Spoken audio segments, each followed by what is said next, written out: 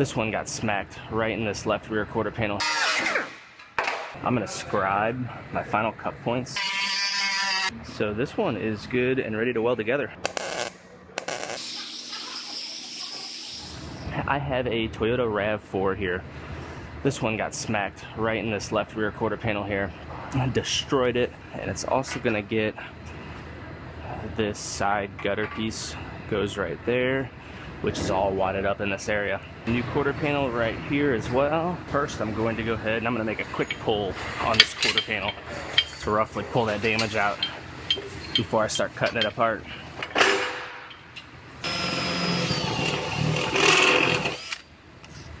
Since this panel is getting replaced, I just went ahead and drilled a hole in the middle of it.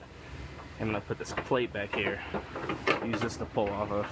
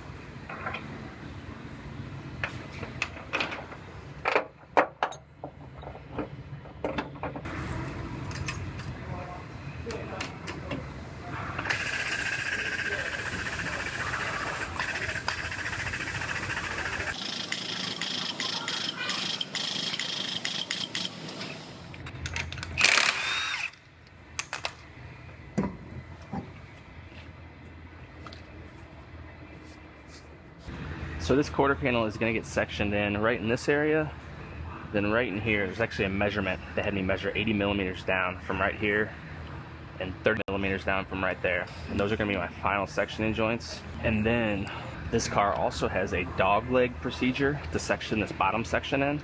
So I'm going to use this cut joint as my bottom joint. And it's 220 millimeters down from right here. So I'm going to mark that.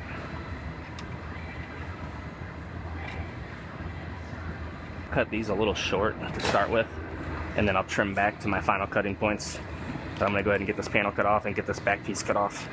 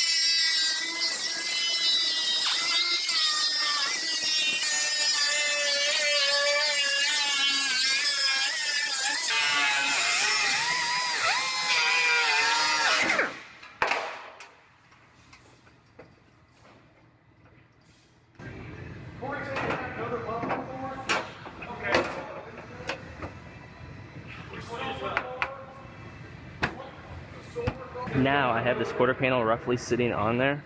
I'm going to scribe my final cut points.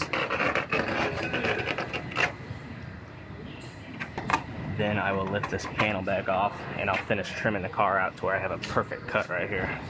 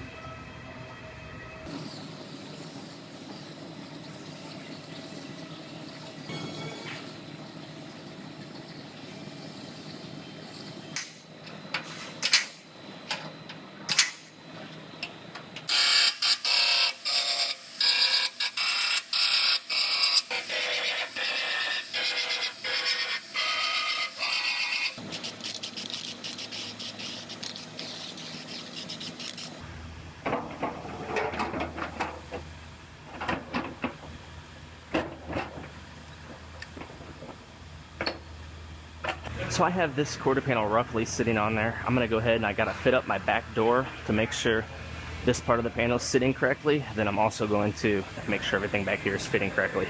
So I'm gonna do that. Once I get it sitting right where it's supposed to be, it'll be ready to weld on.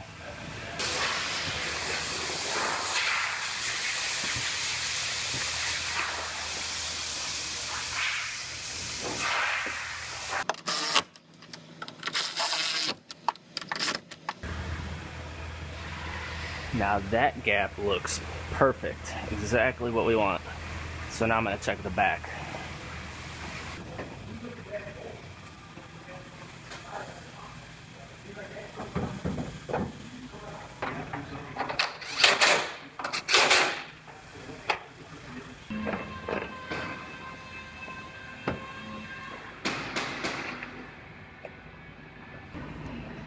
All right, let's see how this thing is fitting together.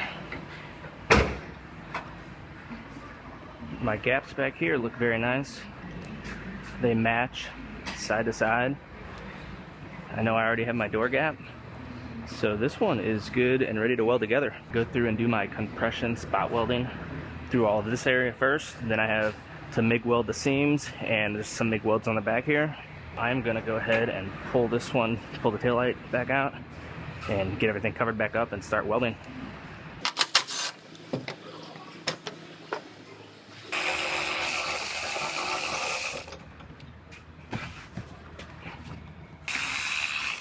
Always want to disconnect the battery before you start welding.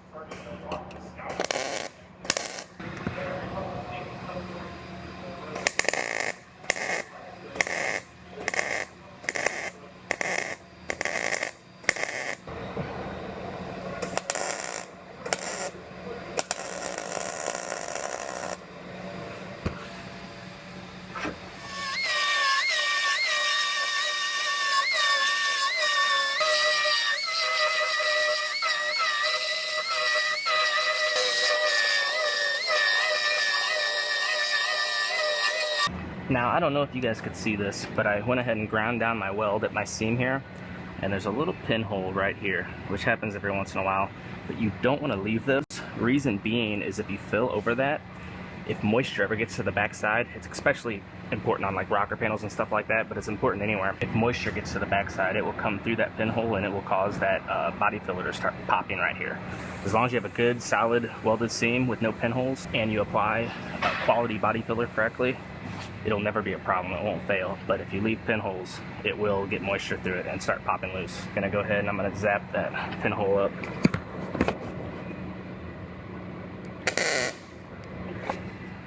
Just like that.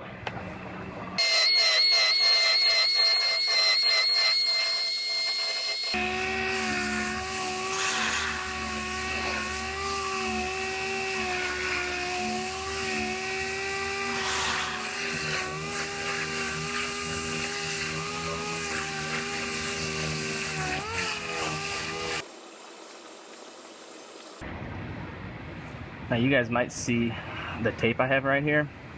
The reason for that is that's where window urethane goes, where that piece of quarter glass gets glued in, and you don't want to put body filler there. You got to put epoxy primer, which is what I'll do later, but I put tape there so I don't get body filler on it whenever I fill this spot right here.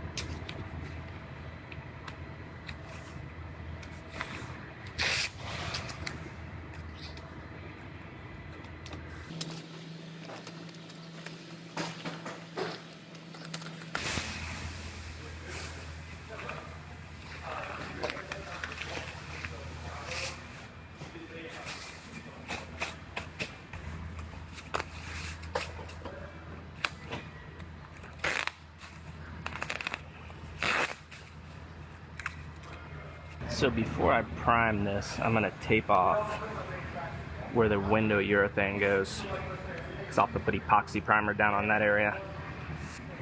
So this is the lift gate for that Toyota RAV4 that I just primed up, and it gets seam sealer all the way around where the outer skin of this panel folds around the shell. it has to be sealed up. So I'm going to scuff it up, then tape it off, and lay out a nice bead of seam sealer all the way around.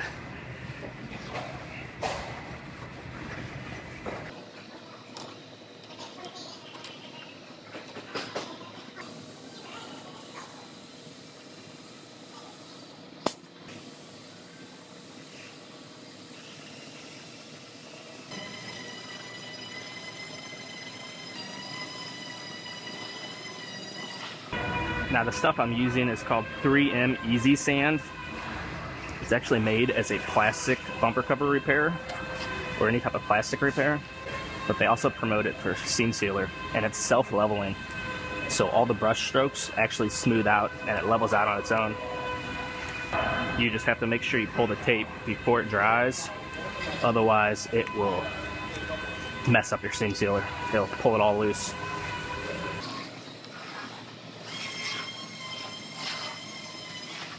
So this is the epoxy primer that I'm going to put down here where the window urethane goes.